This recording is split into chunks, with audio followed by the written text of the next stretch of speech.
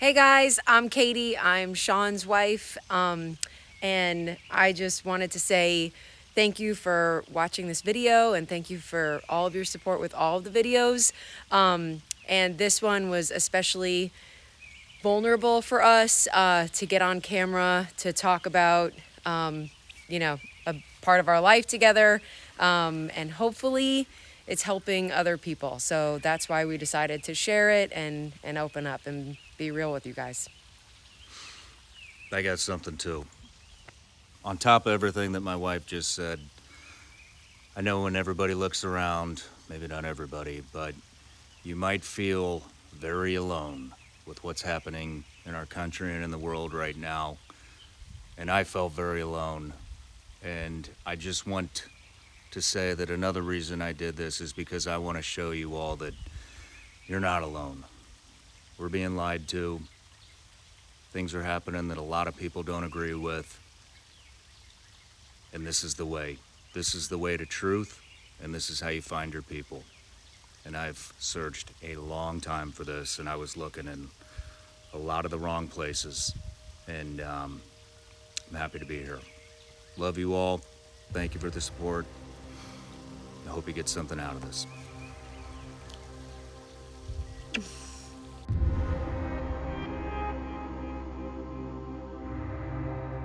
Well, we haven't done this in a while. I think it's been since the psychedelic experience, which was about a year and a half ago?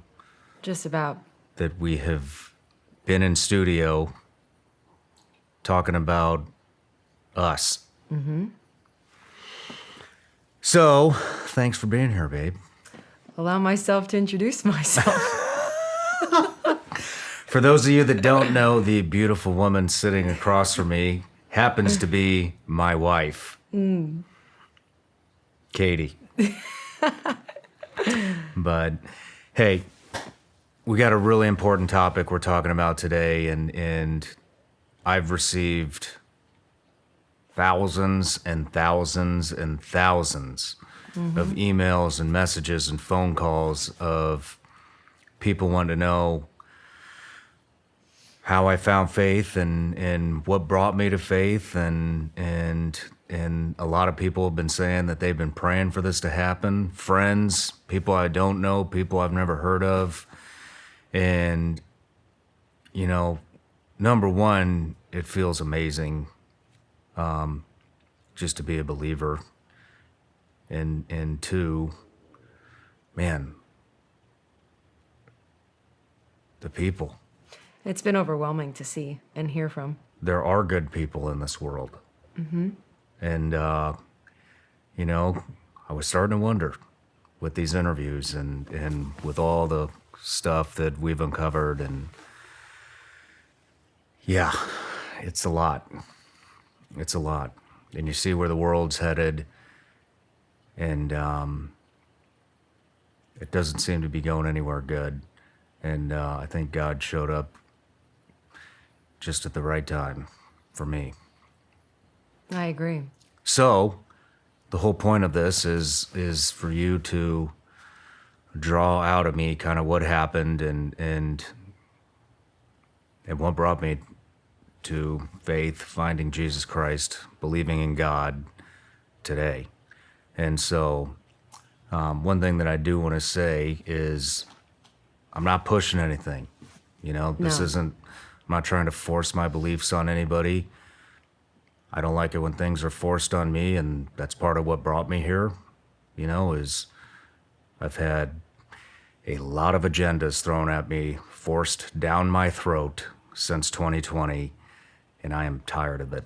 And I wanted to know where my people are that were raised with the same values as me and the same morals. And it got to a point where I felt like we were the only ones left. And so anyways, I'll let you take it from here. Well, I think we should start from the top, which was planning to get away, just the two of us, and the state of mind that you were in that I didn't even know about. I mean, I had an idea, but not really. what was I think actually this going whole on. thing. Sorry, I didn't thought you were done. Go on. I think this whole thing started. Honestly, this whole thing started. Well, I've been researching a lot, and so I guess I can't say faith started from this, but ever since that first psychedelic journey, it really kind of sent me down this rabbit hole because of some of the things that I saw and experienced during that, and I was diving into everything. I just wanted to know. I was diving into astrology. I was diving into quantum physics. I was diving in the history of the world with the ancient pyramids and how there may have been a more advanced civilization than there actually is right now, 12,000, 13,000 years ago. And it took me down all of these rabbit holes. And I was looking in all the wrong places for the answers. And then guys started coming on the show. And, I think the first one that really resonated with me was Justin Hughes. Justin Hughes came and he talked a lot about God and faith and Jesus and being a missionary at a extremely young age. And that really sparked my curiosity. And then I think the next one was Kyle Morgan. We interviewed him, and he had a period in his life where he found faith as well, and his life took a turn for the better. And then the one that really, really got me was Eddie Penney, which was our Christmas episode.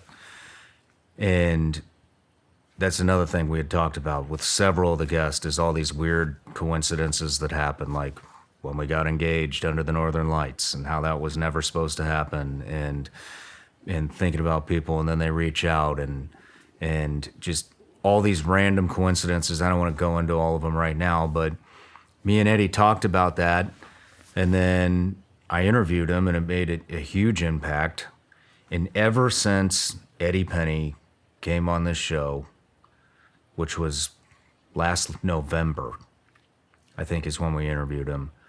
Fast forward to Christmas. Well, it doesn't matter. You don't need to fast forward. We released him on Christmas. What an episode for Christmas. But every single person that has sat in that chair after Eddie Penney, no matter what the background, doctors, all kinds of people. I'm drawing a blank right now, but they've all talked to me about the Bible. And I don't think that's a coincidence. No. And then some stuff happened. But, the other thing I want to say is I can't say that I was necessarily an atheist, there are a lot of people roaming this earth right now that are still breathing because I don't want to go to hell. And that's literally the only reason. But, so I guess I always believed a little bit, but man, this last thing just really grabbed my attention.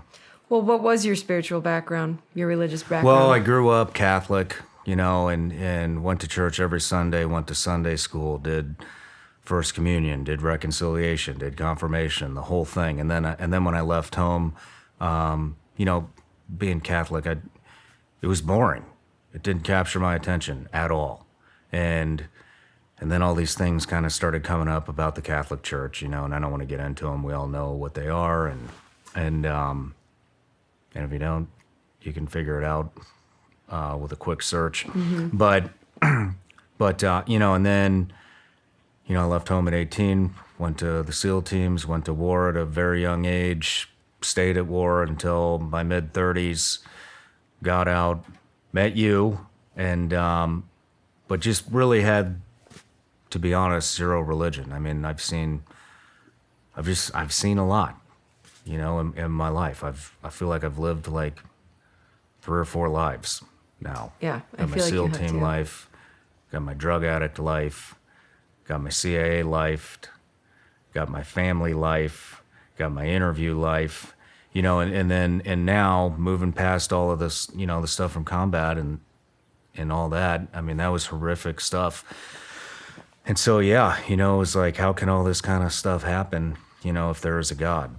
And then I started interviewing, and we started uncovering corruption, and I started hearing other guys' stories about what they've experienced of war, and guys that are going to prison and being railroaded by our president and unjustly, and it just, there's so much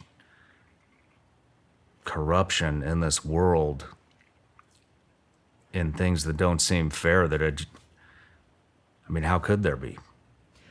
When you were overseas and deploying and on missions, did you pray? There was one platoon, not usually, but there was one platoon. It was when I was in Iraq. I left Afghanistan, I jumped into my sister platoon, and this stuff isn't really talked about in the military. Praying? At least from my experience. But when I jumped in that platoon, that group of guys, all of them were into the Bible, and they would have like these group prayers before we go out on a mission. And I would take part, but it was just because, to be honest, it was just because I fit in. I wanted to fit in, and that entire platoon was doing that. So I was like, all right, I guess I'm praying tonight before we go out. But it didn't mean to me what it means now. So you didn't pray before or after you'd go out, do a mission, and come back? Just with that one platoon. Every once, have you ever heard the saying? You probably haven't. Have you ever heard the saying, there's no atheist in a foxhole? I haven't heard that. So basically what that means is when you're about to die, all of a sudden you'll start believing. And I can attest to that because there are a multitude of experiences that I have where I was 100% certain in my head, this is it. This is it. This is how it ends. And some of those times, yeah, God would pop into my head, but not very often.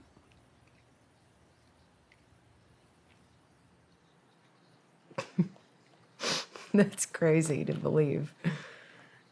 Like, that's so far from what I believe, I can't imagine being in those positions and not praying.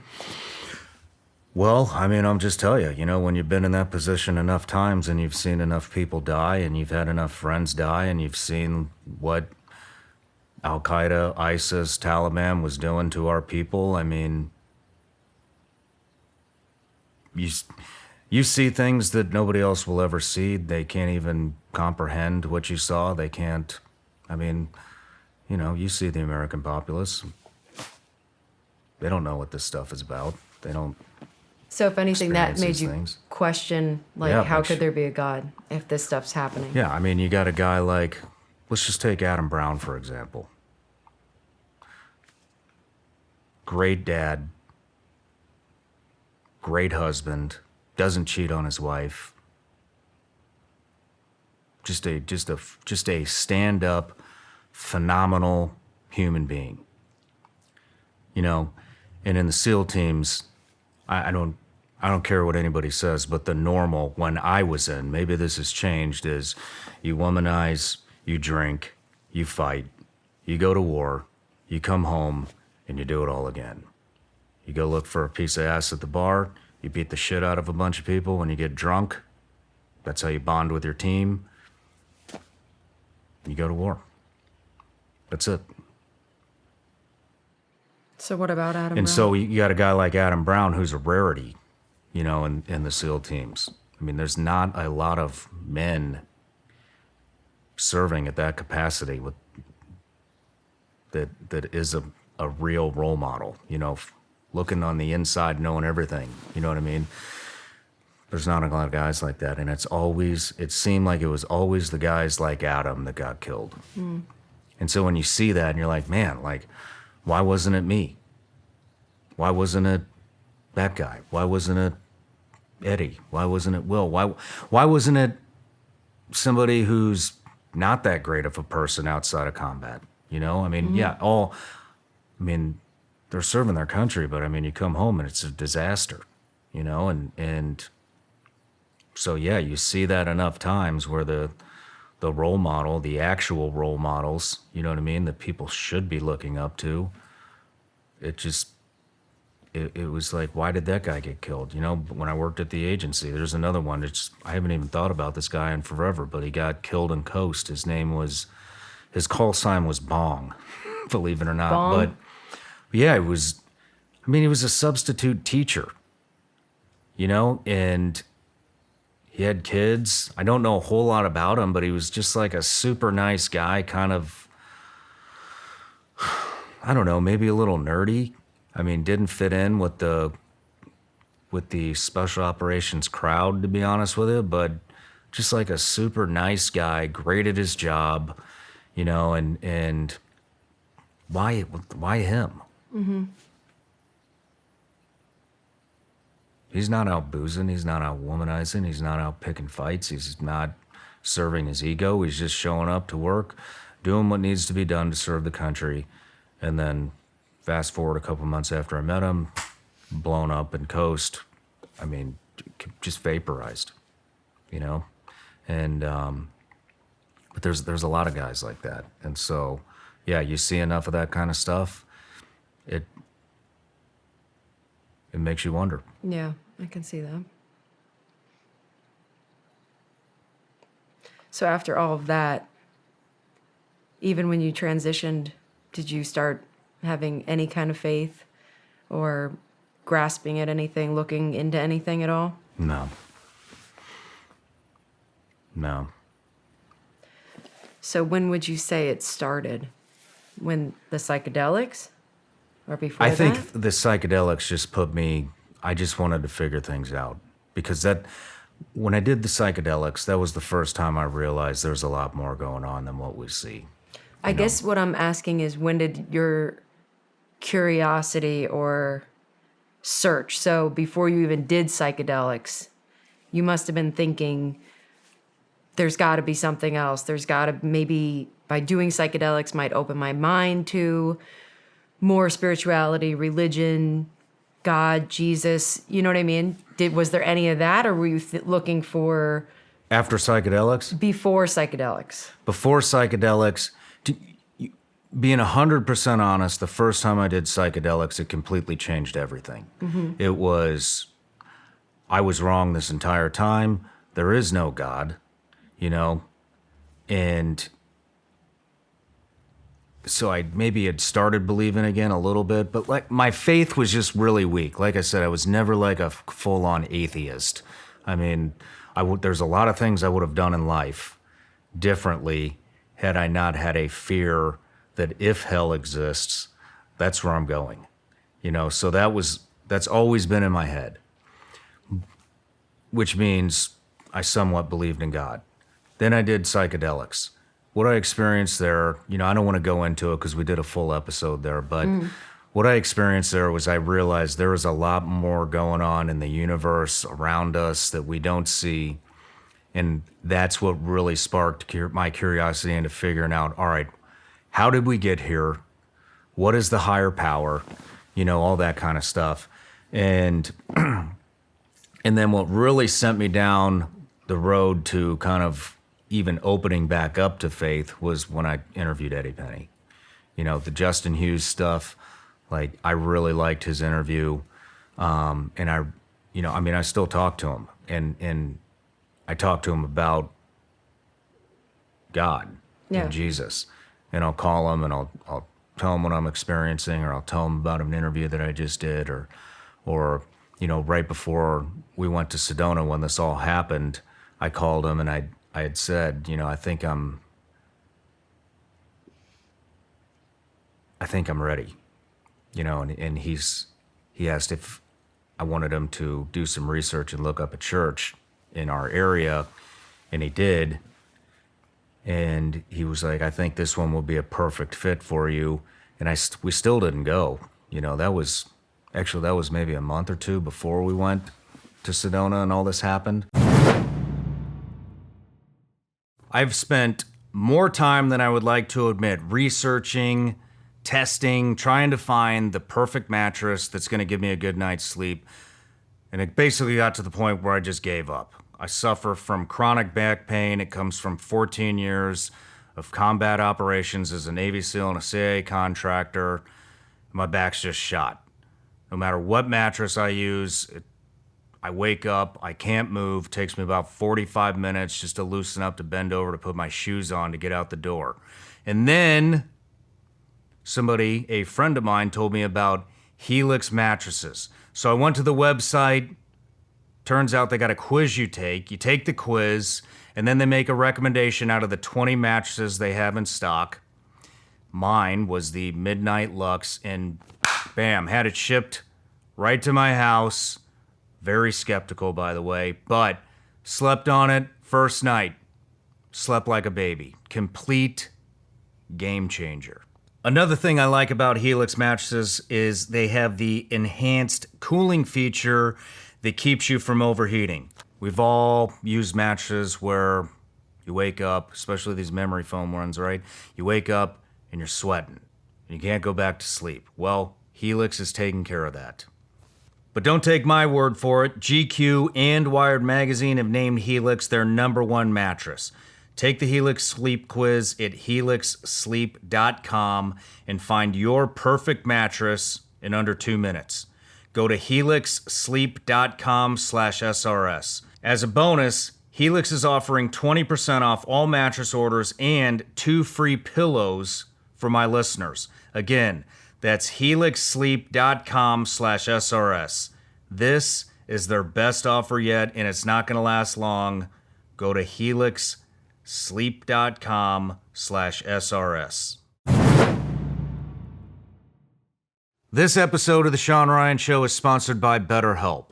With everything going on around us in the world, it can be extremely stressful, and that makes it very difficult to concentrate on improving our own well-being. And that's where a company like BetterHelp comes into play. The BetterHelp has helped thousands and thousands of people. It's an online source for therapy. You jump on the website, you take a quick questionnaire, and they match you perfectly with a licensed professional therapist. If you watch this show, you know that we take therapy very seriously, and we encourage it to all of our listeners. So go to BetterHelp.com, get matched up with a licensed therapist, let them help you, guide you, overcome whatever obstacles you're feeling at the time, and stick with it. You might just get something out of it. Find more balance with BetterHelp. Visit BetterHelp.com/Shawn today and get 10% off your first month. That's BetterHelp, HELP.com/Shawn. But it sparked my interest. And so that led it right into all of it. But should I just go? Should I just Go kick right it off? into it? Yeah, should I just go into it? Let's go into the week leading up. Yeah, that's So- what I'd like to talk about. The week leading up to all this happening, it just threw me into a extremely dark place. We had just done, I had 2 back-to-back interviews. I had the Ryan Montgomery interview. No, I'm sorry. I had the Tyler Andrew Vargus interview first. That's the young Marine that survived that explosion, that suicide bomber, and during the Afghan withdrawal. We've all heard about what a disaster that was. That man's testimony that was squashed by all the media outlets came here and gave a full testimony of everything that happened that day. And being somebody that spent 14 years of my life fighting those wars, and to see what happened to those men and what happened to our allies and what that poor guy is experiencing and had to experience because of our government's incompetence infuriated me. I mean, I'm sitting here watching a 24-year-old man who turned down sniper school in the Marine Corps to become a MARSOC Marine. I think 3 times he turned it down. He never got the chance because he was blown up, which that episode isn't out yet, but I'm watching this kid and he's missing his right arm. He's missing his left leg.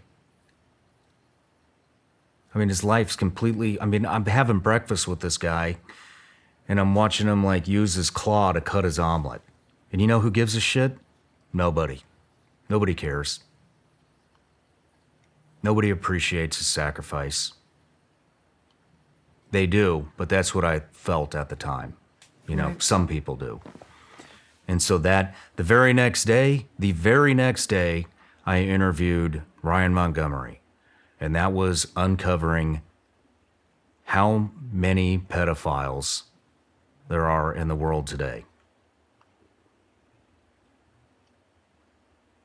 Then on top of that, we had the Covenant shooting in Nashville.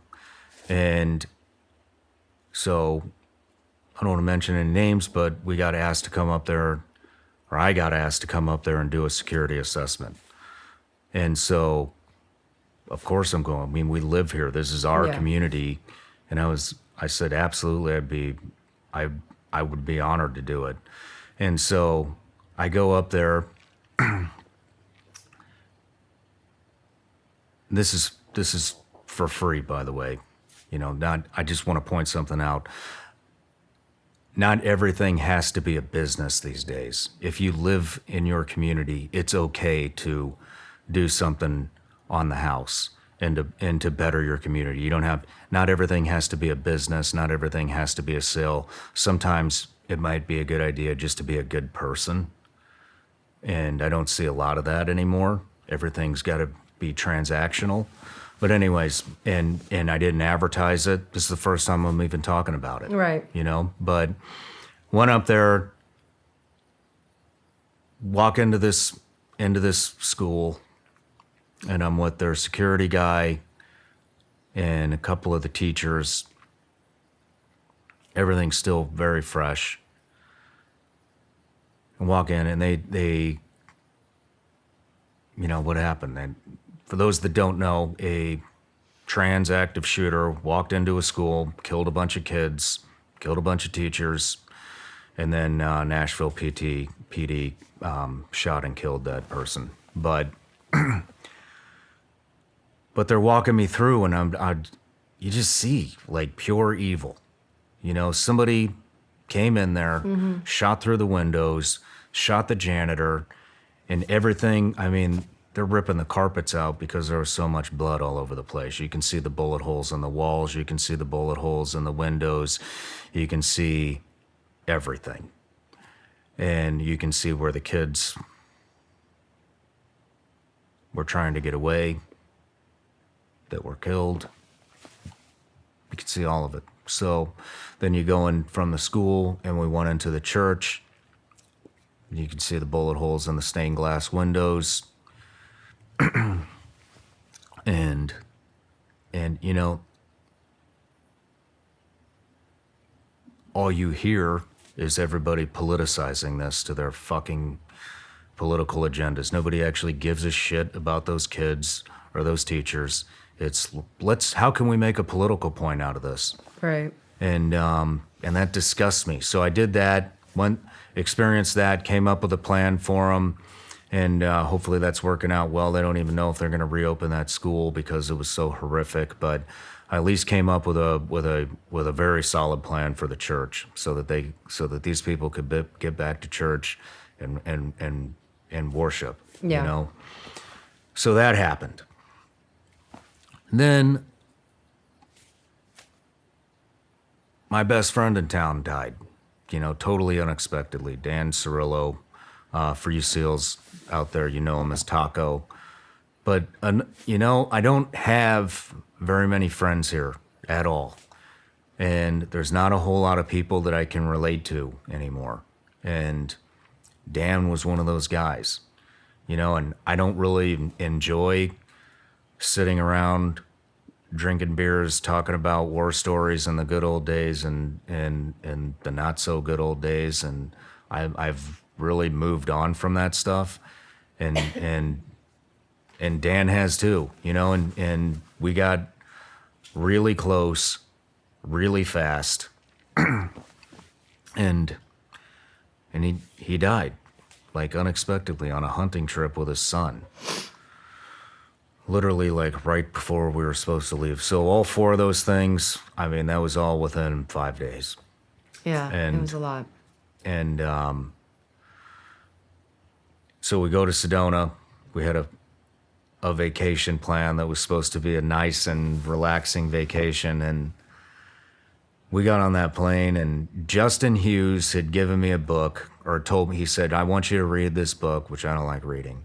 But he said, I want you to read this book. It was called The Case for Christ by Lee Strobel. Because I was telling him, like, I kept calling him, you know, and I still call him. And I would just, I just wanted him to talk to me about it, you know, because I started finding myself wanting to believe, but there was like this hurdle, this barrier that I couldn't get over. And so I cracked that book open and I started reading it on the plane. And man, like, everything just came crashing down. I don't know what it was in that book that triggered it. But I just put my sunglasses on, buried my hat over my face, and I just didn't want to be seen, and I lost it. I started crying. I didn't feel good, and I'm not like an emotional guy. You know, I've hid my emotions for so long, I don't even know how to access them anymore. You know, I mean, time and time again, you see guys come in here spilling their guts. It doesn't affect me. Or I guess it does affect me, but it all came crashing down at once. Well, let's also be honest, you and I weren't even speaking. Oh yeah, we got into it. What did we get into it about? All of it. Yeah. But yeah, we got into it. And so I'm on this plane and I'm thinking about everything that I had experienced for that past week. And then I remember saying to you, I was like, I don't even want to be here anymore. I don't even belong in this world. And that wasn't like a suicide call. It was just me expressing how I feel. And I mean, I look around, in every single thing that I look at, I fucking hate.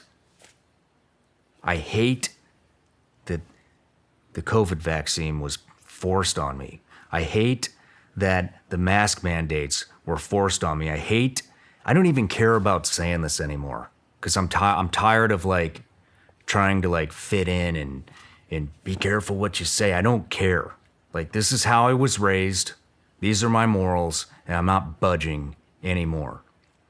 But it was all this stuff just built up, the mutilating kids' bodies. You know, Washington, if you live in Washington and your, I believe, an 8-year-old wants to change genders, and you as a parent are not ready to make that happen, the state will come in and rip your kid out of your household. I'm tired of this shit. You know, I'm tired of watching China buy off all of our politicians, all of our farmland, teach the cartels how to make fentanyl, watch the cartels run the fentanyl through the border to kill our population. And the borders are wide open. You know, everything I look at, the drag shows, I don't care about drag shows. Have all the drag shows you want. Why do you have to rub your dick in a little kid's face? And then you watch half the population all up in arms because it's a violation of freedom of speech. And then I interview Ryan Montgomery, and in doing my research, I find 3 states that are they're like normalizing pedophilia. You know, I mean, California, now it's up to the judge if you wind up on the sex offenders list, and it's correct, whatever. I don't want to get into this, but now I'm into it, and it's if you are 10 years old or 14 years, if you're 14 years old, a 24-year-old can have sex with you, and it's up to the judge's discretion if you're going to wind up on the sex offenders list. Now, what does a 24-year-old have, like, how is that acceptable in anybody's head? But it is. At least half of this population is okay with that. Then you go, I can't remember if it was Wisconsin or Minnesota, so I'm not going to say it's one of the two. They passed another thing. Then Colorado, they just passed something where, what did they just pass? They lowered it from they lowered a felony to a misdemeanor. Yeah, now if you expose yourself to kids, it's a misdemeanor. What is this? You know, and there's more. I mean, I could go on about this stuff all day long, you know, the Afghan withdrawal, the pedophilia, the mutilating kids' bodies, the forcing all these agendas down people's throats that don't want them forced, you know, and just everywhere I look, I hated what I saw. And I don't see anybody standing up for it. And I was like, it got to the point where I was like, I'm the fucked up one. I'm the only one left on this planet that does not believe in this shit. I don't belong here anymore. These aren't my people. I don't want to be here. The only reason I'm here is for you and our son. And that's it. Well, I took that sounded like you wanted to commit suicide. Well, yeah, I could see that. And like I said, it wasn't a suicide call. But if it wasn't for you, and if it wasn't for our son, I would have checked out right there. Because it got to the point where I was like, there's no reason for me to be here. Everybody's okay with this stuff except me. I'm the fucked up one. I'm the one that, you get what I'm saying? Yeah. That's all you see. I broke down. You know, it ruined damn near the entire trip. And well, that's how it started off.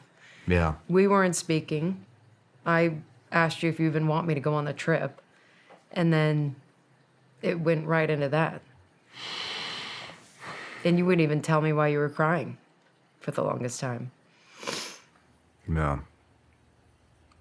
I didn't want to talk about it. And But then you opened up. I don't remember when I opened up. When we were driving to Sedona.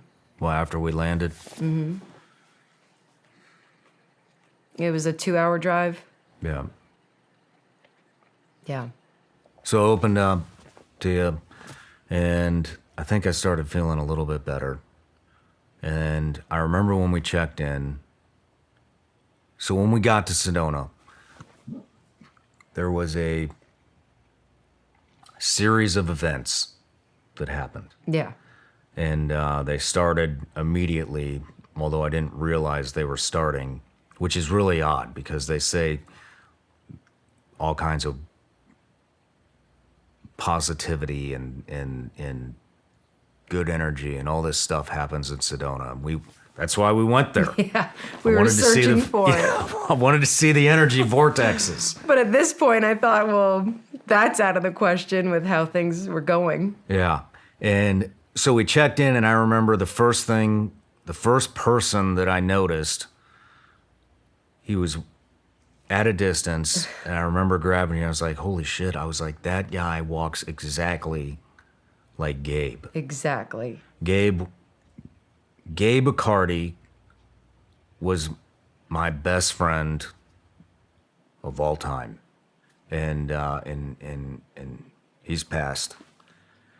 But Gabe was always known as a protector. He was known as a protector from the time he was a kid to his hockey career, to his SEAL career, to his CIA career, his MMA career, everybody, which is interesting because all these like tough guy crowds all considered Gabe to be a protector. He was the enforcer on the hockey team, the goalie on the hockey team, you know, and we know how rough hockey can be.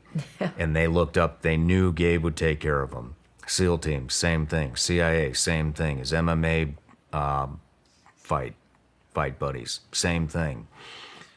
And anyways, we saw him and I was like, that guy he walks exactly like Gabe.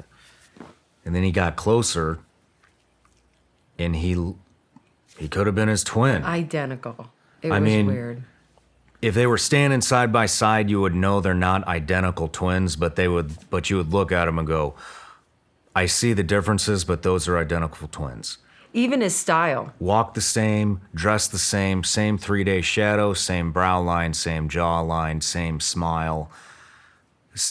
I even tried talking to the guy, and he was just like Gabe. He didn't want to talk to anybody. He blew you off. He totally blew me off. And it was just weird because it was like, man.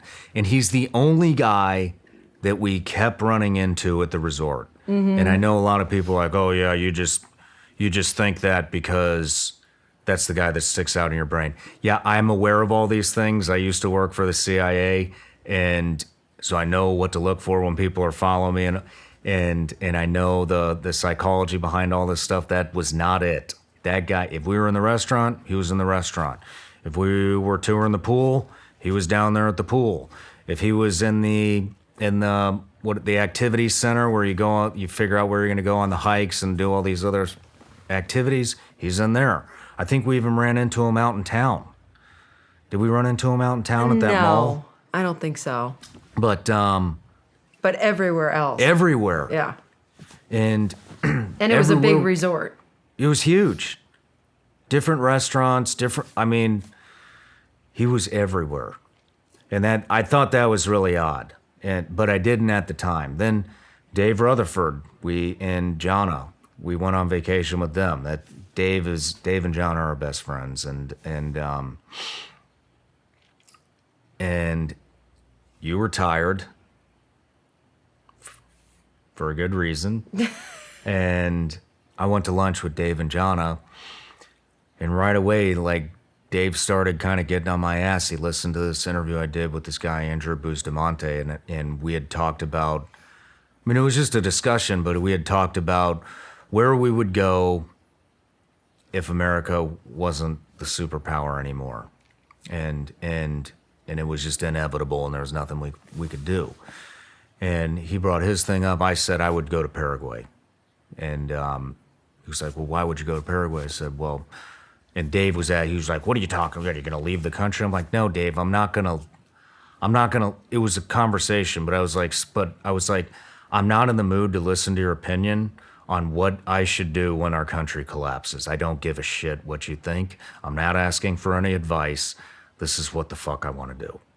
And he's like, well, why do you want to go there? And so I told him, said, it's south of where all the cartel shit's happening. They're not growing drugs. Nobody's ever heard of the place. It's landlocked. There's not a lot of people there. All these reasons, Well, now you're giving away our secret. It's a place to disappear. There's other places like this that I've got in my back pocket too. So, but he started getting on my ass about it, and I like completely lost my temper, and like uncontrollable. And I'm yelling at him, and anybody who's looking at me in this very nice restaurant, I'm pointing at them, yelling at them. You probably fucking did this shit. It's your fault that we're here. Fuck you. Quit eating your fucking salad and get the fuck out of here. I didn't care who it was.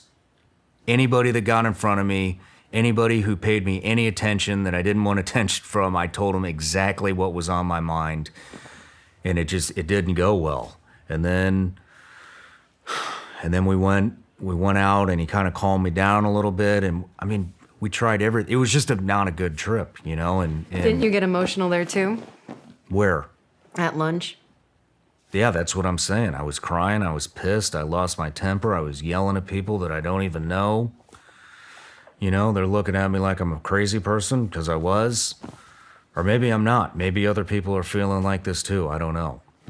At that specific moment in time, it felt like I was the only one who was against all of these agendas that are challenging the way I was raised.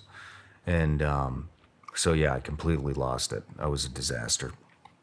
Dave got us out of there, and we went out and by a creek, and he started talking to me about Dan, the guy, my buddy that just died. Dave was also very close with him, and we just tried everything. He tried saging me. He tried talking to me about the Bible. We went out to dinners, and nothing was helping. And then we did the sage thing, and then we went out to dinner one night. And I remember at dinner, this is kind of the first thing that got my wheels spinning. We went out to dinner, and Dave was talking about, we were talking about frequency. And like I said, I've been on these rabbit holes where I'm looking at the universe and quantum physics and you name it, I've looked into it. And I started getting into all these frequency things, consciousness, and I've been watching this guy, Greg Braden, a lot, and on YouTube, and he talks a lot about frequencies, and he can relate things back to the Bible from physics, and it's really interesting stuff. Anyways, I'm telling Dave about these frequencies, and Dave goes, well, do you know what the God frequencies are? And I was like, no. And he goes, well, you need to look into the God frequencies. And I said, well, what are those? And he says, well, he said, the reason Jesus was able to do all these miraculous things was because he was in tune with all three of the God frequencies. So when he parted the seas, when he walked on water, all these things, he was 100% in tune with the three God frequencies. I don't know if Dave just said that to me just to get me thinking because he thought that would resonate with me, or if that's actually in there. It's in the Bible, but whatever, it worked. It caught my attention, and it got me thinking, and I was like, whoa. I mean, I do a rifle machine a couple times a week, which is a device that shoots frequencies through your body that supposedly brings you back to baseline frequency. And supposedly it can cure cancer and viruses and bacterias and allergies and all these things, right? And I was telling him about that. But anyways, he had mentioned frequencies, and I believe in frequencies. And I was like, in my head, I was like, well, that's the first thing anybody ever said to me that actually really resonated when it comes to, a specific part of the Bible or whatever. A lot of times people quote the Bible. It doesn't mean anything to me. And so that got me thinking. And I hadn't had my phone for the majority of the trip. I started feeling a little better. And then I opened my phone like a dumbass. And I think this was our last day, wasn't it? I'm waiting to see what your phone is going to say because that would tell me if it was the last day. I checked my phone, and the first thing I see was a news headline where it said that the Chinese spy balloon had actually collected all this data. Oh, this wasn't the last day yet. It was the second to last day, I mean. I'm sorry.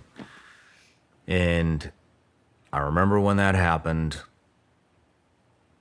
I got on social media and I told everybody, like, these are our vulnerabilities. This is what could have possibly happened. Of course, reading the comments section, we got a bunch of know-it-alls that actually don't know shit. And they're like, oh, they could get all this information on Google Earth. And I was like, no, they can extract information out and get it back to China from whatever they're flying over. Well, it turns out they did fly over a bunch of military bases and a bunch of information, apparently, according to the news headline, which who knows what you can believe there now, was actually transmitted and pushed back to China. And that threw me off. Scroll down a little bit more. Famous celebrity that lives in our town is talking about how they can't believe that parents wouldn't want drag shows in front of their kids because it violates freedom of speech. Sorry, I'm not down for a grown-ass man shaking his dick in front of my 20-month-old. Mm-hmm. I wasn't raised like that. I don't know where these people came from. Anyways, it threw me right back into it, just like that. Lost it. And I remember just wanting to get out of the room. And I was like, let's just hike up to this energy vortex. It was a quick hike. I was like, I got to get out of here. And we started hiking up there. And I'll be honest, I smoked a joint. I didn't want to feel the pain, so I smoked a joint right there. And I just wanted that anxiety. I wanted that rage, that anger gone. Like, I don't want to feel it anymore. And that maybe worked for 10 minutes? Mm-hmm. And we hike up there, sit there for a little bit. We're talking, and I don't even remember what we talked about. Do you? Probably all of it. Everything. Well, what were you thinking before I go on? At this point? Yeah. So much. I mean, like I said, that sounded like a suicide cry to me, you know? So that was hard to hear. But I knew, obviously, how angry you were. And I didn't know what the answer was or when it was going to come.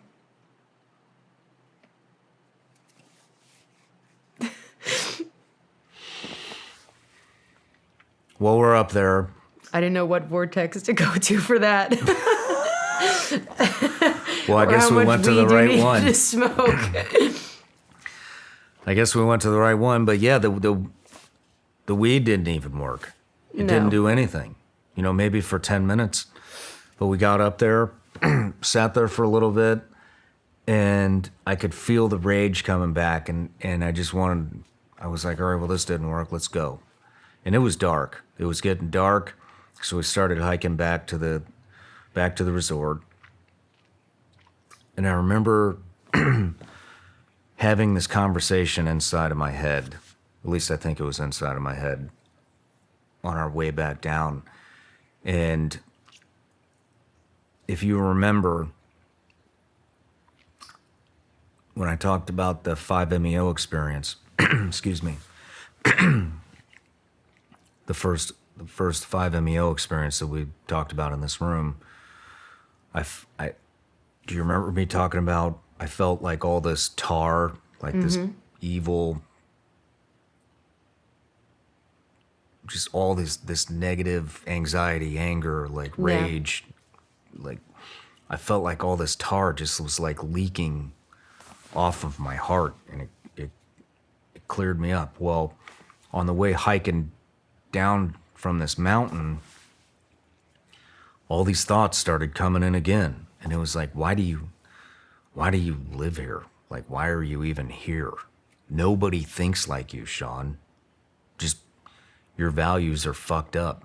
Nobody thinks like you. It's okay that people are preying on children. And it's okay that 8-year-olds are getting their genitals ripped out of them and chopped off and made into the opposite gender. And it's okay that they're ripping kids out of their family's home because the parents aren't down with the gender change. And it's okay that grown men in drag are shaking their private parts in front of little kids. And this is what I see everywhere I look.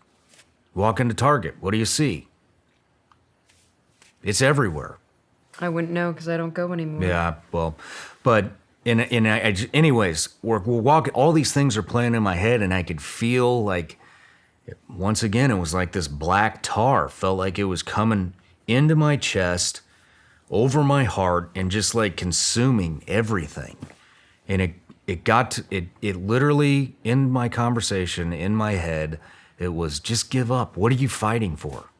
Nobody thinks like you. Just give up. Just give into it. I mean, we were talking about starting our own school, which is another conversation, but this evil just kept sinking in, and I had convinced myself to give up.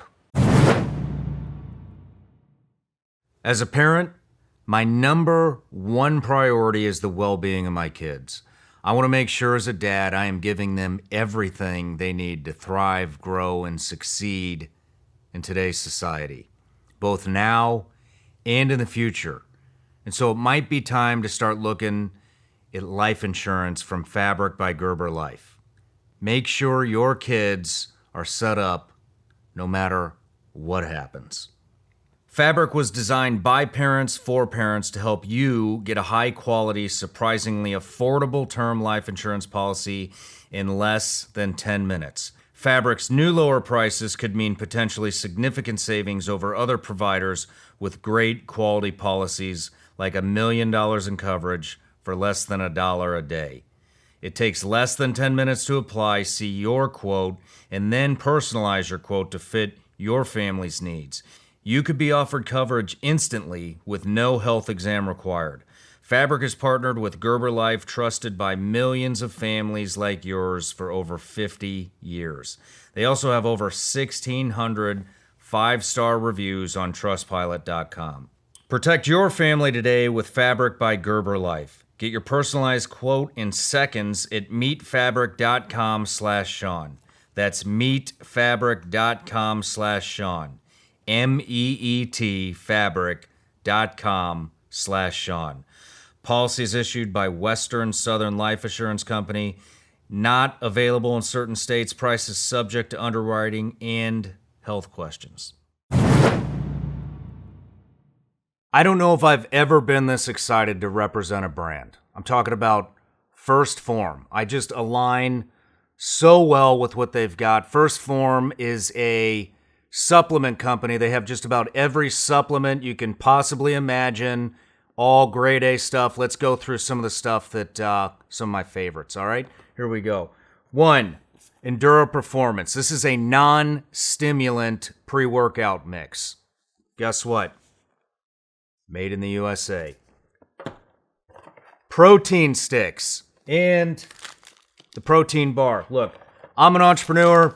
I'm super busy. I don't have time to go to lunch. In fact, I don't even know what a lunch break is. This is my lunch for the most part. Then we got OptaReds 50. Guess what? Also made in the USA. So is the protein bar and the beef sticks, actually. But OptaReds 50, guess what, guys? Beets, super healthy for you. Guess what? They taste like shit. This doesn't.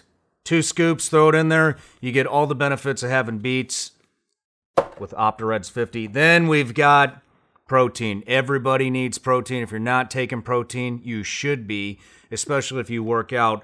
My favorite, chocolate banana. Guys, let me tell you something else about First Form. The owner, CEO, Andy Frisella, guy has made a phenomenal company. True American dream story. Started from absolutely nothing, sleeping on a mattress in the back room of a very small shop. Now, he's built an empire. Check it out. Go to firstform.com/SRS. He's also put a culture into his company that this entire country could use right now. Gave me a ton of inspiration. I used to listen to his podcast, Real as Fuck, when I was building my first studio in the attic of my house 3.5 years ago, right when the show started. Can you believe that? Now I'm repping the brand. And if you haven't checked out their podcast, you might want to. Like I said, Real as Fuck. Check it out. I'm actually on there. I do a pretty decent job, but let me know what you think. Anyways, once again, go to firstform.com/SRS. And when you get there, if you order $75 or more worth of product, guess what? You're getting free shipping. But you're only getting that if you go to firstform.com/SRS. That's 1STPHORM/SRS. Ladies and gentlemen, this is a real American company that aligns with all the values that America stands for. Check them out. I want to tell you all about this new meat delivery service I found called Moink. What I really like about Moink is they are from a small, rural farm town in Missouri, LaBelle, Missouri, right by where I grew up, and I love supporting small town business USA. Now, when I started looking into Moink, they educated me on the meat industry, and I want to share with you all a couple of facts, according to Moink magazine. 60% of all pork is produced by one company in the U.S., and that is 100% owned by the Chinese. 4 companies control over 80% of the meat industry in the United States. More than 10,000 different additives are allowed in the U.S. food supply. 99% of chicken, 95% of hogs, 78% of cattle in the U.S. are raised in confinement buildings or feedlots. That means they're not moving around freely. 80% of the antibiotics consumed in the U.S. are fed to animals. Here's a stat.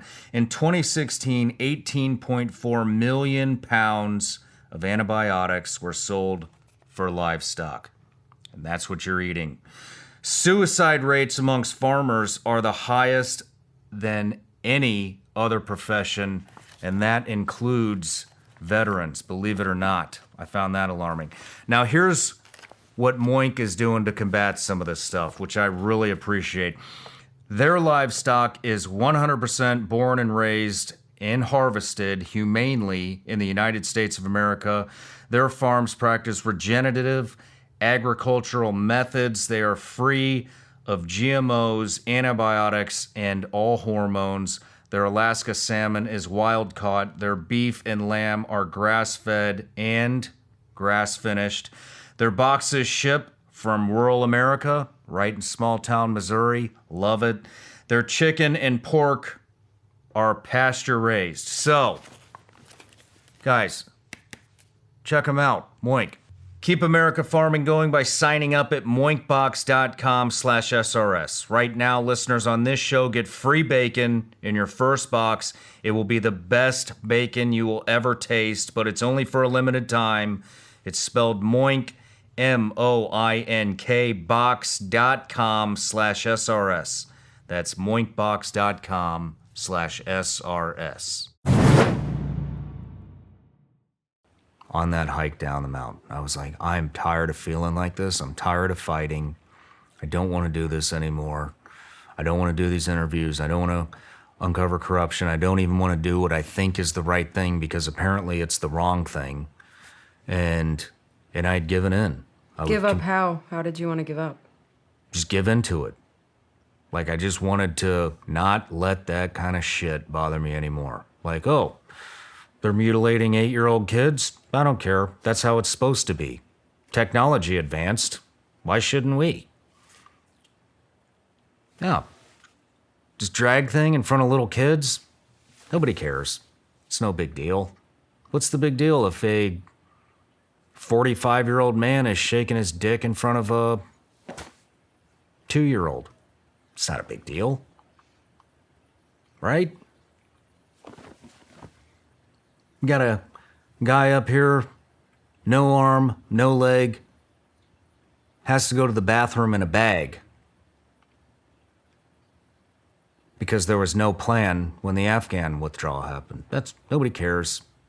Nobody cares. They won't even put him on the news because it might embarrass somebody. Nobody cares. All these things, you know? Oh, we got a 47-year-old man right here in the studio trying to fuck a 13-year-old girl that we baited.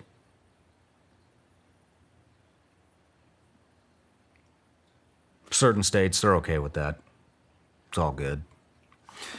So these are the things that I'm like, the world's changing. Like, you gotta be okay with this. Or you can check out because you don't belong here anymore. This isn't your world, you know, and it's not my world, and I know that, but Like I said, I'm not going to conform to this shit. And so this is the conversation I'm having playing in my head as we get down, to the front gate of the resort. We're staying at this resort called Enchantment, and they got an armed guard at the gate. And we were there for what, like a week? Yeah. We're there for a week. I pay attention to these kind of things. I was a SEAL. I was a CIA guy. I take security extremely seriously, very seriously. And a lot of these guys at that gate, they knew who I was.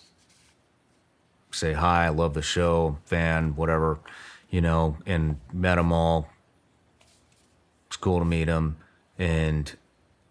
But this night, we'd been in and out of that gate how many times? Yeah, quite a few. And mostly by foot, so we'd Yep. walk right by. Yeah, always, these are the people that are guarding your ass. You better be nice to them, and so get to know them. Well, this time this old man walked out. And why don't you go into this? Because I wasn't present in the moment. I was totally No. in my own head. This old man came by and said something, and the only thing I remember at first is I had my back turned to him like this, and I was looking at him over my shoulder because I wanted to give him the body language that, hey, buddy, I'm not in the mood right now. I don't want to talk, and I don't care what the fuck you have to say. I'm moving on. But I did. So I started talking to him. And nicest old guy. But yeah, I quickly just started a conversation with him and noticed his accent. And of course, started talking the whole New England thing. He was from Boston. And then you started to kind of turn our direction because you realized I'm in it for a little bit. And that's when he started like acknowledging you in the conversation then. And he just kind of started saying everything you needed to hear. That's what got my attention. I didn't care. I remember him looking at me and telling me he was a veteran. Mm-hmm. An Air Force veteran. And this guy, I'll estimate, what do you think, 65, maybe 70? I'd say in his 70s. He looked at me. As happy as could be, too. Yeah, super nice guy. Like I said, I'm giving the body language like, hey, buddy, I just want to go back to my room. I don't want to talk. I'm not in the mood. He looks at me, tells me he's a veteran. And then it was like this guy jumped inside of my head and read every single thought that I was having, so much so that it literally scared the shit out of me. I don't even remember everything he said because after the first thing, it freaked me out. And he looked at me and he was talking about himself. Mm-hmm. And he said, he was like, I remember when I got out, he's like, all these things that were happening, outside of my control, outside of the country. He's like, they really bothered me. And he goes, but you know what? And he was talking about, he was like, this thing over here, you don't need to worry about that anymore. That's not your fight. And this stuff with China, that's not your fight either. And all these things that are happening within the country, that's not my fight anymore. That's my kid's fight. He said he fought his fight. Yes, he said he fought his fight, and now it's somebody else's turn. But he went through, and I don't remember, do you remember everything he said? I remember he talked about his travels, that he loves to just travel now. And one of the places he loves to spend his time is California. And that's when you and I were like, what? Why are you going to California? Yeah. And he said, I know it's messed up right now. He said, but man, it's beautiful and the weather's beautiful. And he just loved it for what it was, what the natural beauty of the state. I can't say anything about it because I haven't spent enough time there, but he just thought like you and I were crazy to not see its natural beauty and for what it actually was. And you and I thought he's crazy for spending his time in such a corrupt and out of control state right now from what we hear. And that's what really got us like tuned into what? Like, how can this guy even think this way? But he was just living his life. He said, oh my gosh, the weather, and I get to go to the beach. And he was just really enjoying it for what it was and didn't let anything else faze him. Yeah. Nothing was getting to him. Yeah. I think that was towards the end, because I do remember that portion. But I remember the very first thing, he said was he was talking about all this stuff that's happening outside of the country. And I mean, it was, that man read my mind from front to back in about 60 seconds and just went through it all. Boom, boom, boom, boom, boom, boom, boom. And after, like I said, after the first thing, when he was talking about all the stuff outside of the country, it literally freaked me out. Yeah. I don't know if my face changed, but I was like, how is this guy in my head right now? And then he said something else, and I remember thinking, he's 100% in my head right now. What the fuck is going on? And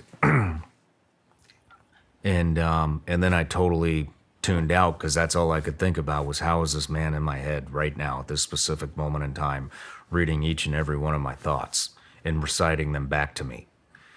And conversation ended. We started walking again. It was dark, and I remember looking at you, and I just said, holy shit. I think God just spoke to me through that man. And I was feeling so relieved because I knew it was everything that you needed to hear at that moment. So I was just really happy. Do you remember what you said? No. I said, I can't believe. I just kept saying it. I was like, I cannot believe. We had never seen that man before. We had been in and out of that gate at least 5 times a day. Yeah. All different times. A bunch. Nighttime, daytime, morning, you name it. We're out hiking around or going out in town or going out to a nice dinner. And I never saw that man there the entire time we were there until that very last night. And I kept saying, I can't believe it. That guy just read my mind. I think that was God. He was talking to me. And you said, Shawn, you don't realize it, but God's always around you. You said, look at all the good things that are happening to you. Look at the impact you're making on the people that listen. And how could you not see that? And I just kept saying, I was like, I can't believe it. I can't believe it. And you said, the reason you can't believe it is because you've never made room for him. We're always busy doing all these other things. And you refuse to make room for him. Well, he showed up. Mm-hmm. So in that time frame, it takes what, maybe 3 minutes to get from the gate to our room, which we were staying in like this, I guess it would be like a duplex. Like a bungalow. Yeah. Like a villa bungalow. In the 2 rooms, the doors face each other. We never saw our neighbor the whole time. The only other person in the building. We walk in, we're unlocking, we're getting ready to walk up to our little villa, and I'll be damned if the guy that looks identical to Gabe winds up being the person that's staying across from us. We had seen him in every That was so weird. corner of that resort. He was there. We didn't realize, we never saw who was staying across from him. It wound up being the guy that looked identical to Gabe. And like I said, Gabe was known as a protector. I was in a super vulnerable state, where I was ready to give up. And so that was a sign. He must have thought, though, that we were crazy because you and I both looked at each other like, oh my God, like he's right there. We did. You know? We and did. He's probably thinking, these people are following me around the resort, staring at me like constantly. Now he's like, and now they're right next to me.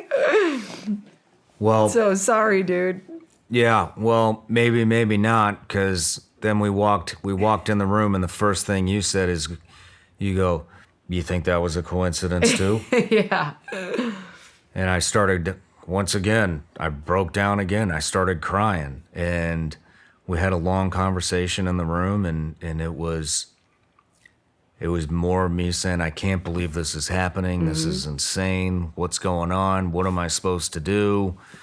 And I remember looking down at the carpet and realizing the entire carpet was all these crosses in a pattern. And it just really like threw me into a tizzy. You know, there was just so many coincidences happening. And I remember we're talking and my phone dinged. We finished the conversation and I went to check my phone, and it was a text from Dan's daughter, who doesn't have my number. I had met her one time. I don't think I said 2 words to her. She doesn't know who I am. And Dan, the same Dan that had just died a couple days prior. And this is what it said. So I'm going to read this text. Now, this text came in.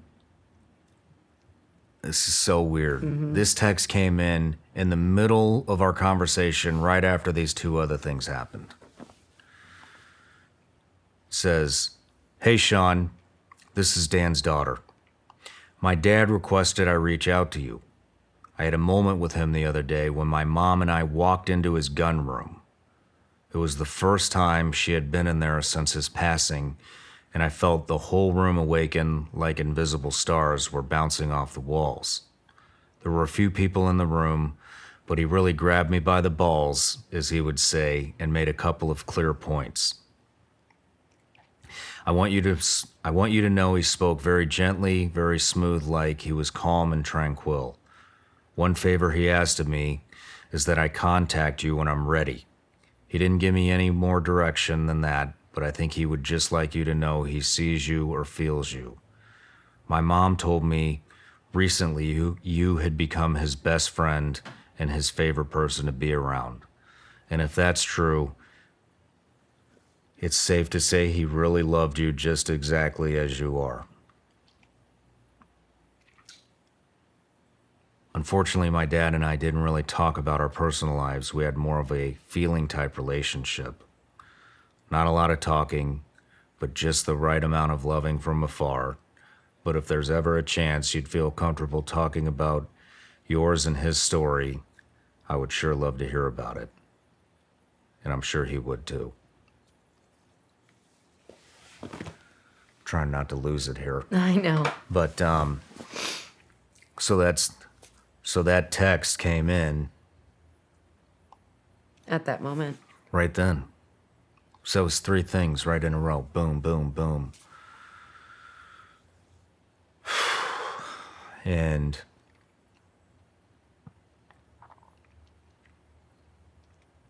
we started getting ready for bed, and I told you that was our last night. We were leaving early in the morning. I think we were leaving by 8 in the morning to get back to the airport. And I said, hey, I want to wake up really early. I want to hike back up to that vortex. And I just feel like there's going to be something else. And if there's not, that's fine. Then I will just say thanks as the sun's rising, and thank you for giving me faith. Thank you for making me a believer.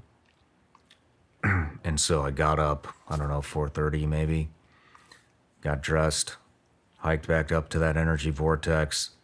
It was freezing. I forgot how cold it gets in the desert at night. It's been a minute. But well, I'm hiking up there, and I'm like, I was like, I think Jesus is going to pop out of a bush at this point. I was like, I'm going to see the burning bush. Something's going to happen. Something's going to happen. Well, I got up to the energy vortex. Nothing happened. There's one right outside of the resort. And I brought my phone because I wanted to time lapse the sunrise, and I just wanted to remember the moment. And so I was like, I know, I'll just set my phone over here. I don't want to be around it. Turned it on airplane mode, and I just wanted to time lapse the sunrise. Ladies and gentlemen, you've heard me talk about them before. We're talking about Hoist's IV level hydration. Stuff tastes absolutely incredible. And what's ironic about that is it actually has half the sugars and 3 times the amount of electrolytes as most sports drinks on the market. It also has no artificial dyes, and there are no preservatives. So that's probably why the U.S. military signed a contract with these guys. So now the warfighters throughout the entire U.S. military have access to Hoist. It's on the majority of military bases throughout the entire world. Let me rephrase that.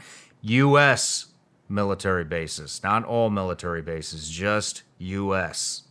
In fact, they are only one of 3 hydration products even authorized by the U.S. military. You can use their store locator on their website to find a store near you, or you can purchase directly from drinkhoist.com, where you can use my promo code Shawn to save 15% off on their website. Hoist also offers 10% off to military and first responders on every purchase through the website. Go check out their website. That's drinkhoist.com. Don't forget to use the promo code Shawn for 15% off. You've probably heard me talk about my psychedelic journey last year and all the benefits that came from doing it. One being that I haven't drank in almost a year. I've not had any caffeine in almost a year. My anxiety is gone. My anger is gone. A whole list of benefits came from that, and it led me down this journey of researching benefits of mushrooms and fungi in general. In my research, I found this company called Mudwater. Mudwater is a coffee alternative with 4 adaptogenic mushrooms and herbs with a fraction of the caffeine as a cup of coffee.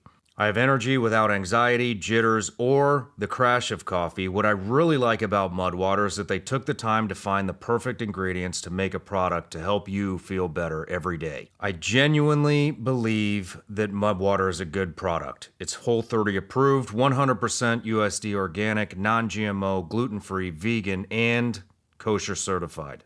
Mudwater also donates monthly to the Berkeley Center for Science of Psychedelics, as Mudwater believes the country's in a mental health epidemic, and so do I. Go to mudwater.com/Shawn to support the show and use the code ShawnMud for 15% off. That's mudwater.com/Shawn. Use the code ShawnMud for 15% off.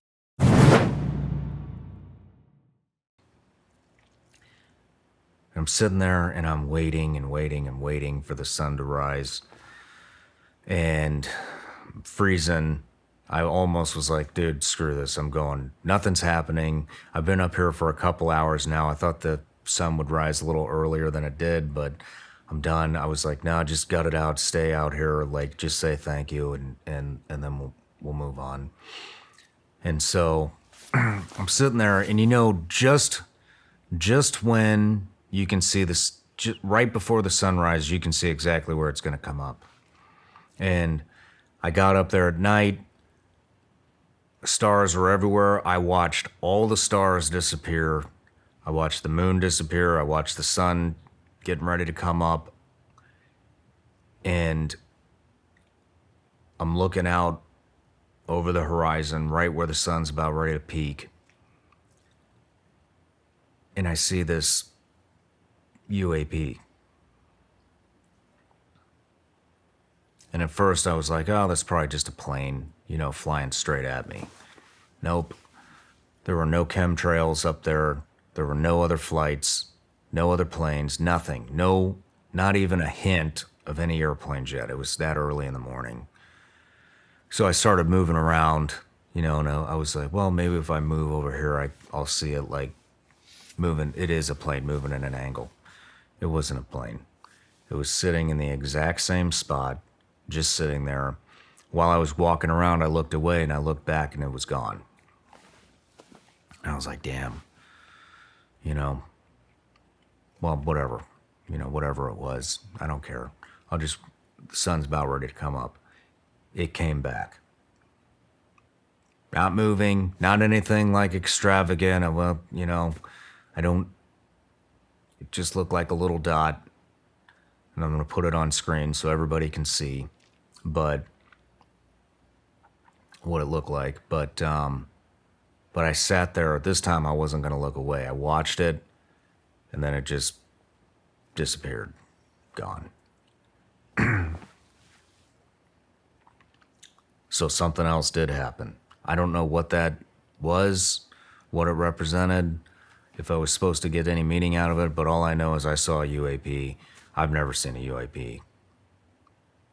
I haven't either. And that was a UAP or a UFO, whatever you want to call it.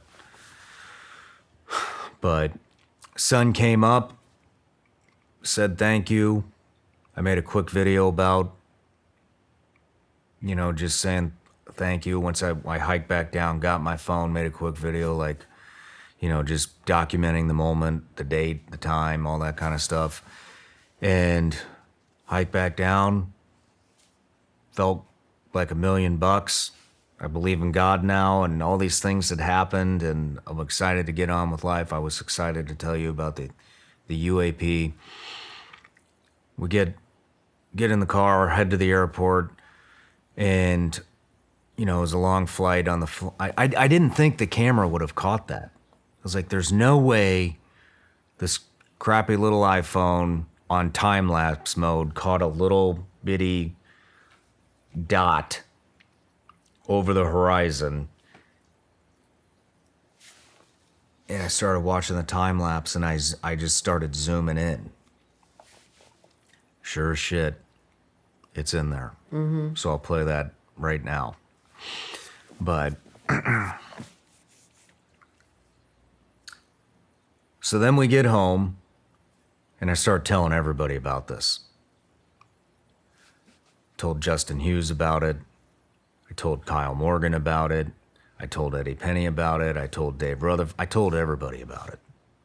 And thinking that they're going to think I'm crazy. Told my team about it. Turns out, damn near our whole team is extremely well-versed in the Bible. And I decided I'm gonna read the Bible. And I'd come to the conclusion that's the only thing left in this world that's going to make any sense to me. And so we started reading the Bible, the one that Dave got us for our wedding. Started reading that, and then I talked to Eddie Penney. And I told him what happened. And Eddie got real quiet, and he just said, he was like, man, he goes, Shawn, there have been a lot of people praying that this was going to happen to you. And then he went on, and he's like, I don't want to freak you out or anything, but a lot of us have been praying for this to happen for a long time. And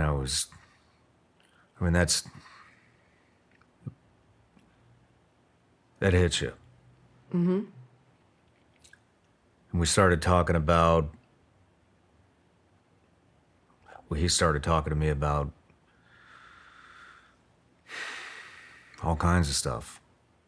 Things that had happened to him. Things that I might experience now that I've chosen a side. some stuff about spiritual warfare. He started talking about guardian angels. The majority of the conversation was about spiritual warfare and guardian angels.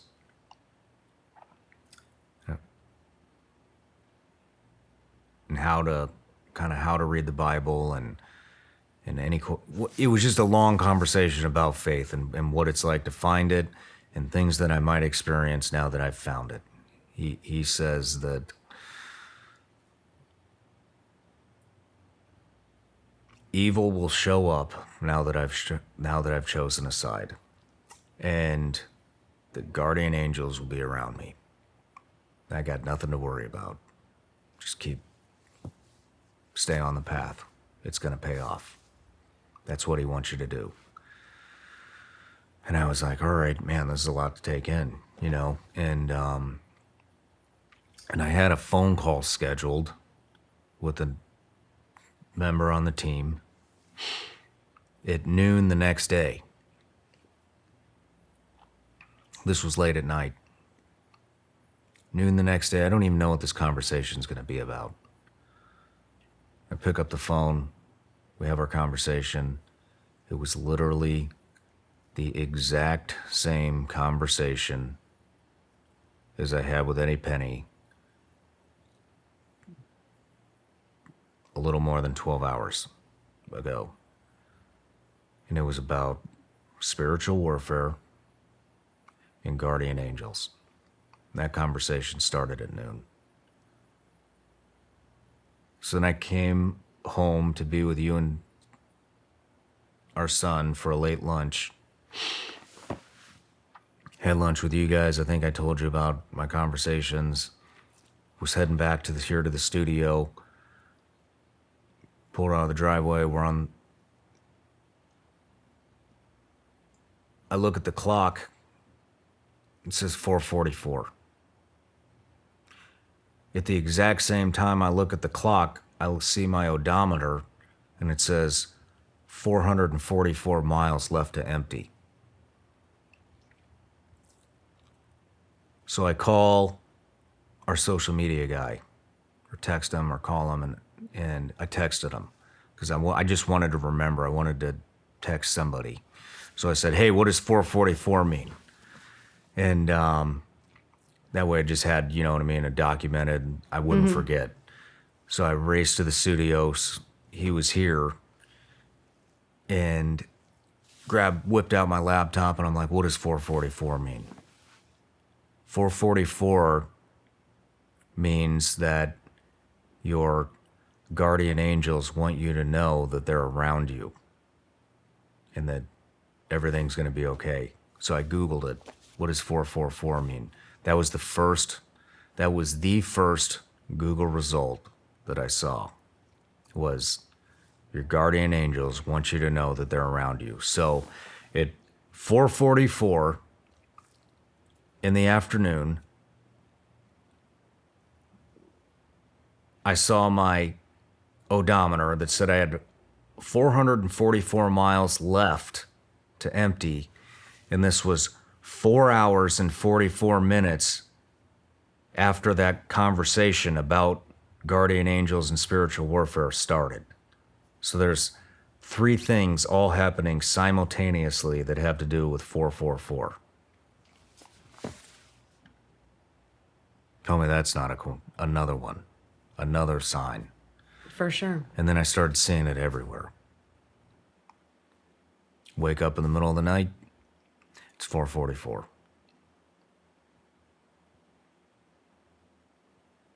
It happens all the time. And so... Do you believe in angels? I do now.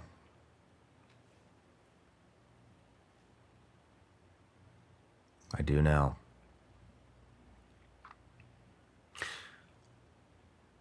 And it was You that said night. that you believed in hell before. Do you believe in heaven? I do now.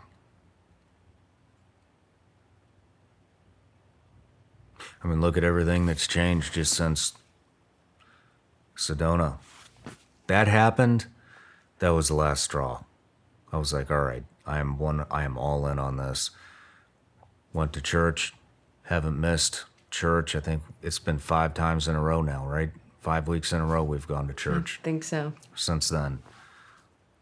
Went to the church that Justin Hughes recommended. Love it. Lots of like-minded people, all with the same morals and values that we have. Got emotional in the church all 5 times. Every time we walk in there, I feel like I'm going to lose it in a good way. You know, I don't know what it is. It just makes me want to cry. But it feels good. And I still fight it, you know, because I just don't know any other way. But it feels good, I started reading the Bible and started looking for answers. Started watching documentaries, reading the Bible. Nat Geo has a bunch of good stuff on this that I've been reading. I mean, I'm just sinking my teeth in anything I can get, you know, on the subject of God, faith, Jesus, what we're supposed to be doing, asking for signs on what I'm supposed to be doing. And this is what I'm supposed to be doing. I'm supposed to be here talking about this right now. And maybe this will give some other people some hope. Maybe this will get some other people to start looking into this. Do you believe that everything's going to be okay? I believe everything's going to be okay when you die, if you live a good life. And what about while you're here?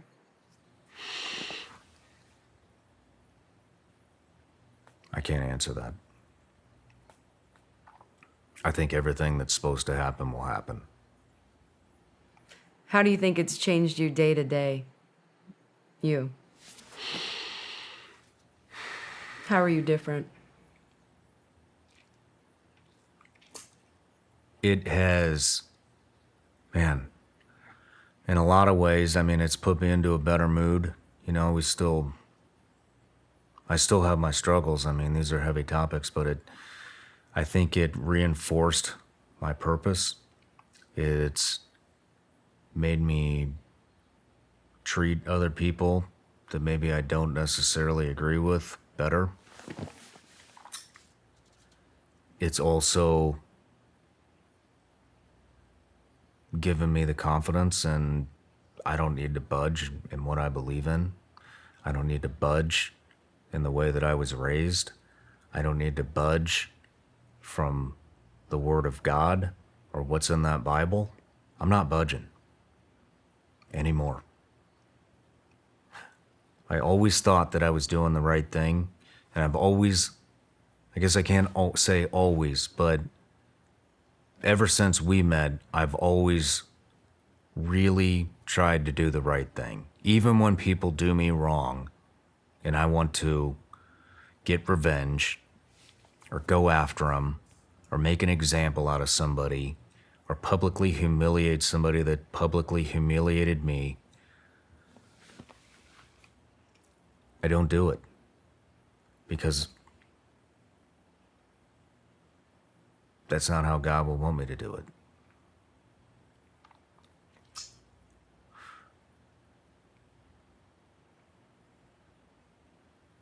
But it gave me the courage to keep being that way. I don't need to budge for anybody except God. And I know what I'm doing is the right thing. And I know my values and my morals fall in line with the Bible. I don't care what kind of shit the government's throwing at me. I don't care what people try to shame me into believing in. I don't care anymore. I know I'm doing the right thing. If it falls in line with that book, I'm doing the right thing. I don't give a shit what anybody else says. And that's brought me a lot of peace. To know that I'm doing the right thing. What are you looking forward to most about diving in more to it? I mean, you just started the Bible. I just want to learn. I just want to learn what he wants us to do, how we're supposed to live, and it's, how does it end?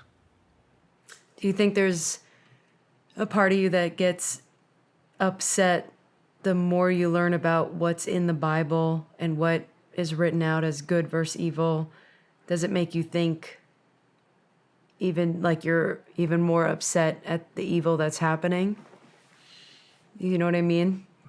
I think the thing that I struggle with the most is forgiveness. Because I don't want to forgive these people. Ever. And that's not what the Bible's about.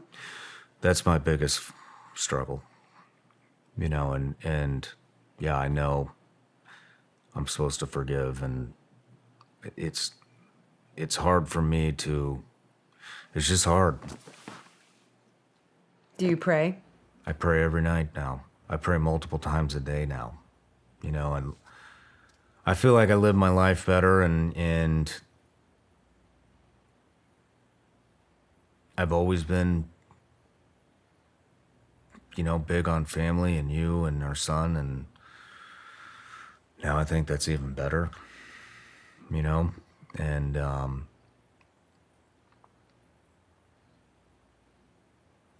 yeah, forgiveness is going to be tough for me. Do you think you'll get there? Yeah. I've gotten there with a lot of things already. What did you think about my spirituality before all of this? What do you mean? What did I think of it? I was happy about it. I know. Like, were you wondering if you'd ever jump into it with me, or? No. I wasn't into it. I thought it was great that you were into it. I didn't want any part of it. Not at the time. I know you liked it when I prayed out loud at the end of the night. I did. Or you do. I do. What would you tell somebody that's right now looking for a sign? Don't give up. That's one thing I said at that lunch that you weren't at when I lost my shit. And because Dave had said something to me, and he said something along the lines of, you need to find some faith. And I mocked him. And I was like, I need to find faith? I was like, I'm going to tell you something. I was like, I've had, I don't know how many guys from our community come in and sit across from me and tell me about how God revealed themselves to them. Justin Hughes talked about it. Kyle Morgan talked about it. Eddie Penney talked. Lots of guys in here had talked about it, on and off camera. And I said, you know what? I was like, I really, really try to do the right thing. I try to bring hope to the world. I try to shine a light on evil shit that is happening on this planet. I try to... a lot of these stories is overcoming like extreme trauma, or you see everyone in the world, and like all these, especially in this country, everybody's victimizing themselves and pouting and honestly just being a wuss, and I've taken on a responsibility to say, because I think they've been brainwashed into thinking that they can't accomplish anything. I can't do it. And so I bring stories out. It's like, really? You think you can't do it? Look at this guy. Started from nothing, not a dime to his name. And now look at him. Mm-hmm. Now he's one of the top business guys in the country. Or veterans who, lots of veterans. I mean, you know what the kind of content we put out with lots of veterans where, they're spilling their guts. I mean, Tyler Vargus, Nick Lavery, one leg. They were going to kick him out of being a Green Beret. Goes back, passes everything, goes back to war, retires. You know, I don't know if he's actually retired yet, but he's getting close. But you know what I mean? And it's you see the kind of trauma in the stuff that these guys have overcome, and it brings everybody hope. Even my own story. I mean, shit, I tried to kill myself in my car. And when I left the agency, I had nothing, not anything. I had a friend who wound up dying. You know, nobody was there to lift me up. And I told my own story, and I hope that people hear about it, and they're like, man, if these guys can overcome this stuff, then so can I. Maybe my problems aren't as bad as I thought they were, you know. And anyways, the whole point being, I told Dave, I'm like, I do all these things, and you know what? I never get a sign. I never see anything. He never reveals himself to me, and I don't know what I'm doing wrong. I don't believe in it. Do you think you are starting to see the good? What Like- good? Like what I've said when I said in Sedona, like he is all around you, you're just not seeing it. Yeah, You are starting to see it now I'm seeing it. and seeing what you've already done. I don't know. I mean, I'm not, I don't know. Yeah, I know I'm putting positive stuff into the world, but you know, I saw it at that event that I just spoke at, the Danny Dietz Memorial Classic. The people that went to that, I mean, I couldn't believe, like, people were coming from all over the country. We met that woman, flew in from New Jersey on a whim. You know, we met a guy who drove all the way down there from Tennessee. You know, people from all over the country came there to just shake my hand and say they've been praying for me. One guy gave me a cross that he carried in his uniform on every mission that he went on in Afghanistan. That cross is right up there now, right next to Gabe's flag. I didn't know that. Yeah, definitely a lot of people came. There was lines of people coming up telling me, hey, this is how you've impacted my life, and that felt amazing. And it also felt a little awkward, you know. It was because overwhelming to see. I'm not a very public person. I don't like going out in public. I sure as hell don't do public speeches. You know, I'm just not out there. This is how I get my message across. Me and you, nobody else is in the studio. You know, and so it's hard for me to. I'll never know the full impact. That's true. You know, but I guess that doesn't matter. If you just impact one person, then you've done your part. Yeah. You know, but yeah, I'm not doing it for praise or attaboys or.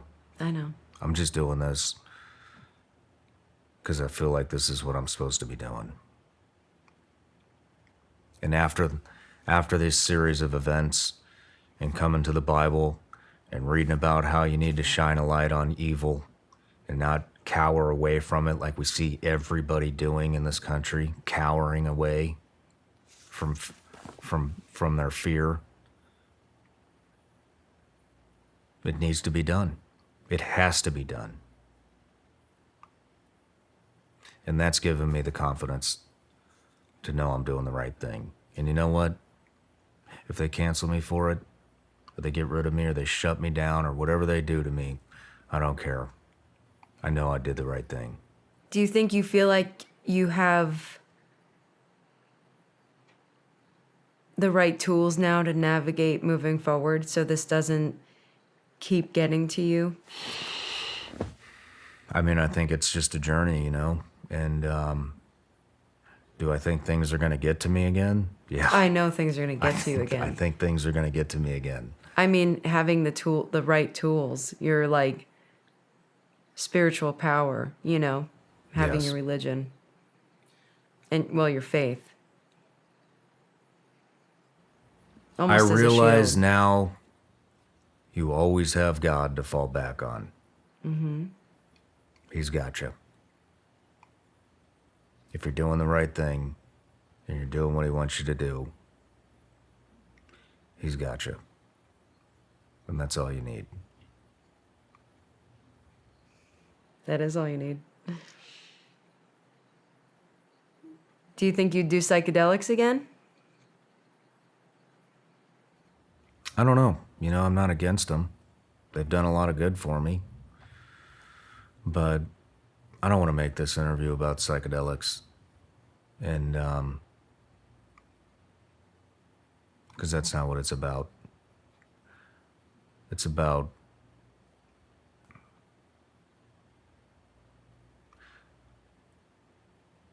finding truth, diving into his word, and living a good life. And that's it. Sounds good to me. Me too. Let's go get some lunch. Is there anything else? I think that covers it. Well, it was definitely a different flight on the way back.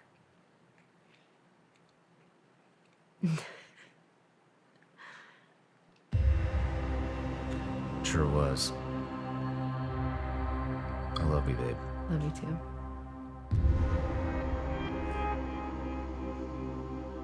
We can end it. Good.